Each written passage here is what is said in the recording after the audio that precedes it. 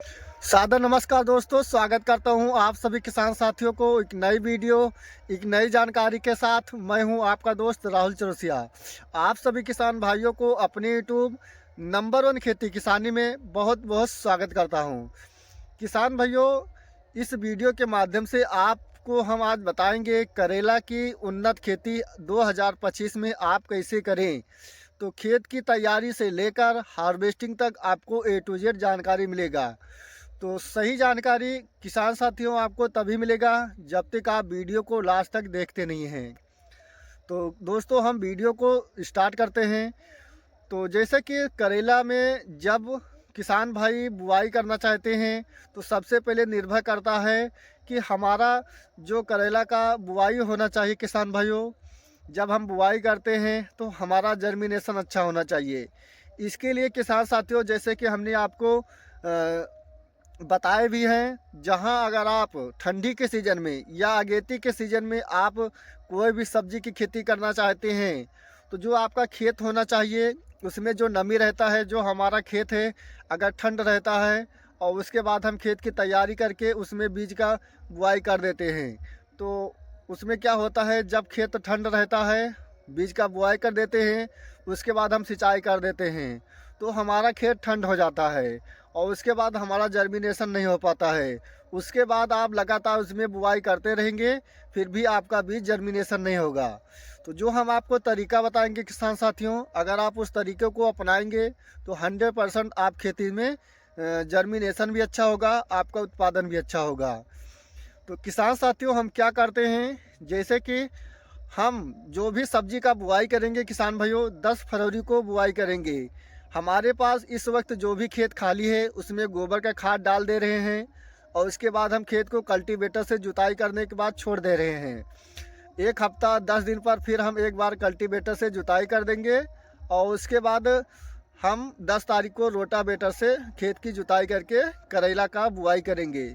तो करेला की बुआई करने से पहले, जैसे कि अगर आप 10-15 दिन तक खेत को कल्टीवेटर से जोत कर छोड़ देते हैं, जो उसमें ज़्यादा नमी रहता है, नमी कम हो जाता है और जो हमारा खेत रहता है वह गर्म हो जाता है। ऐसे में आपको क्या करना है, खेत की जुताई अच्छी तरह से करना है कल्टीवेटर से, रोटावेटर से। रोटावेटर करने के बाद आपको 2 डंडा लेना है किसान साथियों।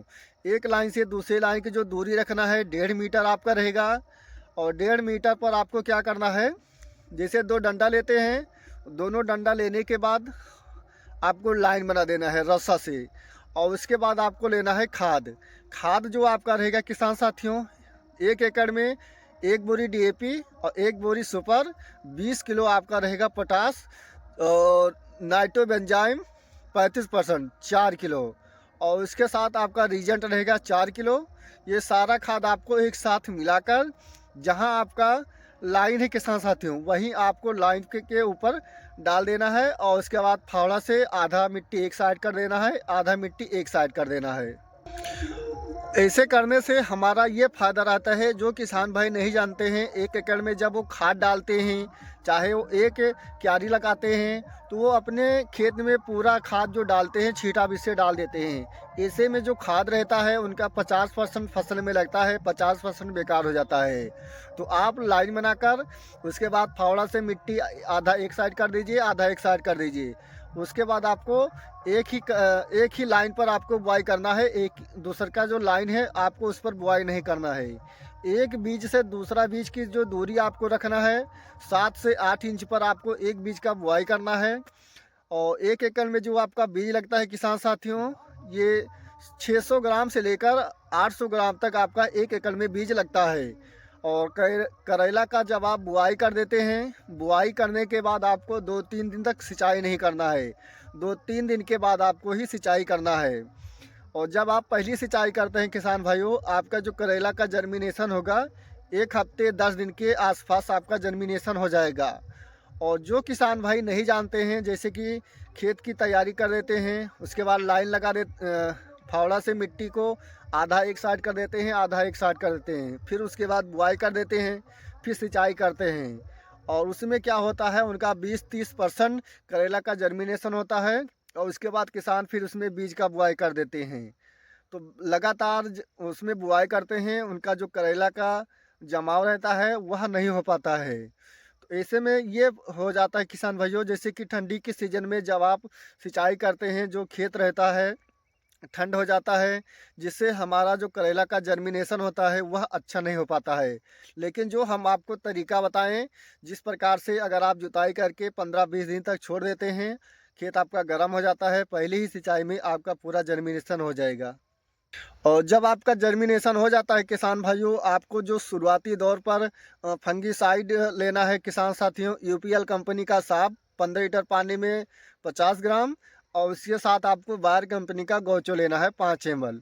गौचो जो है किसान भाइयों, इसके डालने से जो हमारा करेला का पौधा रहता है उसमें जो रस चूसक कीड़े हैं, माहू हुआ, थ्रिप्स हुआ, तेला हुआ, यानी जो भी कीड़े से संबंधित उड़ने वाले हैं, ये आपकी करेले की फसल में नहीं बैठेगा।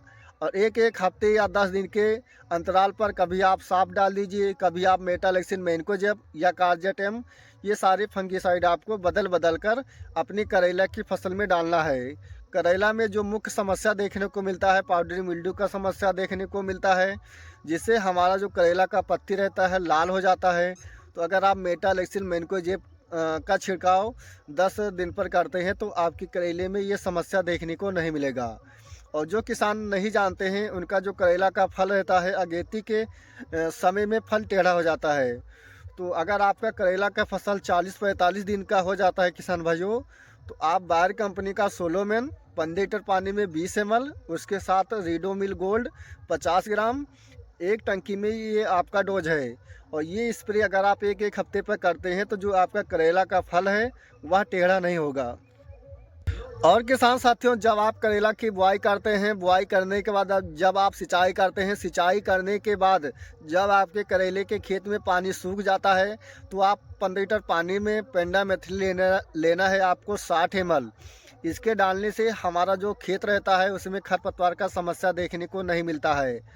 और उसके बाद किसान साथियों, आपको क्या करना है, बांस लेना है, और ये मान चलिए आपका 7-8 फीट पर आपको बांस गाड़ देना है। बांस गाड़ने के बाद आपको जो प्लास्टिक सुतरी रहता है उसी से जाल बना देना है, और जो आपका करेला का पौध होना चाहिए वह आपको झाल पर करना है। अगर आप झाल पर करते हैं, आपका उत्पादन भी ज़्यादा होगा, जो करेला का फल रहेगा सीधा रहेगा।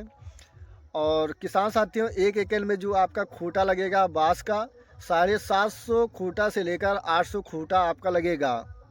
तो इस प्रकार से किसान साथियों, आप करेले की उन्नत खेती 2025 में कर सकते हैं। अगर आपको यह जानकारी अच्छा लगा, वीडियो को एक लाइक जरूर करें। और जो किसान साथी हमारे चैनल पर पहली बार हैं या अभी तक हमारे चैनल को सब्सक्राइब नहीं किया है, तो कृपया चैनल को सब्सक्राइब करें। फिर मिलेंगे नेक्स्ट वीडियो में, तब तक के लिए जय जवान जय किसान।